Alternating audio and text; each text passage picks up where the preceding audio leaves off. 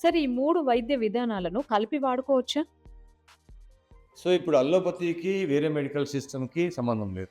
ఆయుర్వేదిక్‌కి వేరే మెడికల్ సిస్టమ్‌కి సంబంధం లేదు. హోమియోపతికి వేరే మెడికల్ సిస్టమ్‌కి సంబంధం లేదు. ఎందుకంటే 3 యొక్క వైద్య విధానాలు డిఫరెంట్‌గా పనిచేస్తాయి.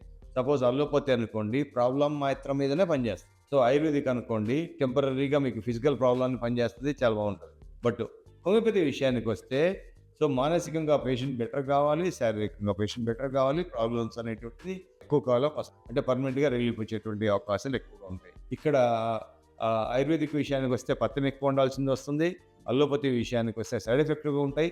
బట్ హోమియోపతి విషయానికొస్తే కొంచెం నిదానంగా మీకు మెడిసిన్ పనిచేసినా సరే, మీకు ఎక్కువ కాలం ఉపశమనం వచ్చేటువంటి అవకాశం ఉంటుంది.